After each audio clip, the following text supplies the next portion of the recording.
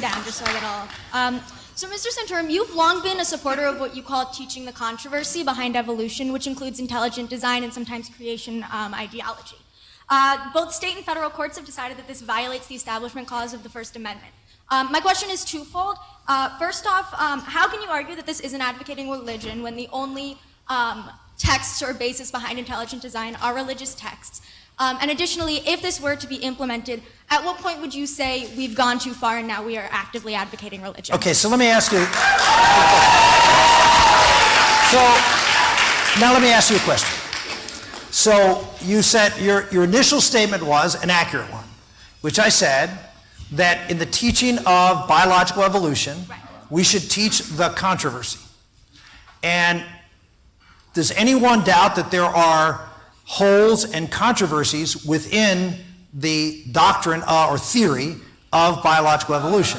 And the scientific answer to that question is, of course there are.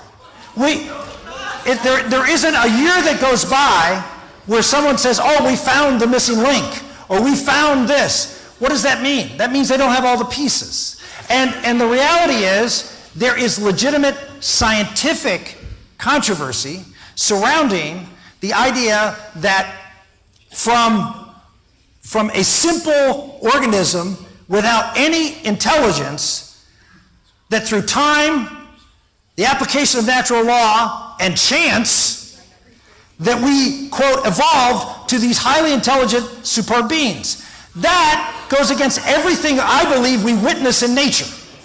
That when you don't see things sitting there by themselves evolve into something really terrific, even if you throw in the billions of years. So the idea that I have insisted upon in this amendment was that we allow the discussion.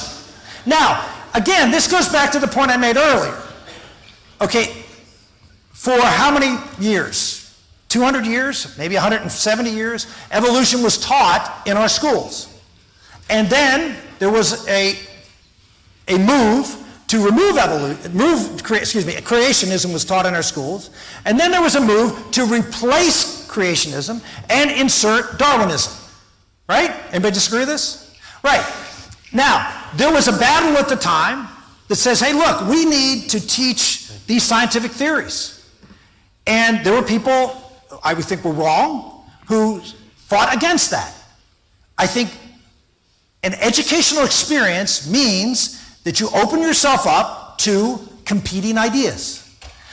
Now we're at a point where evolution is where creationism was 100 and some years ago.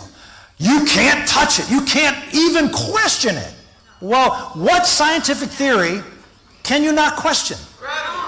What scientific theory?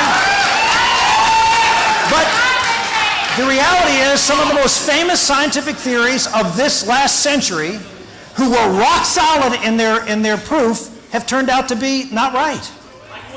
So the reality is all of those things have changed because we find new things. We learn more. And the point I'm trying to say is that it is important for people of goodwill to be able to come in and talk about, if it's such a great theory, teach the criticisms of it. That's all I'm saying. And that's an appropriate thing. Let's go.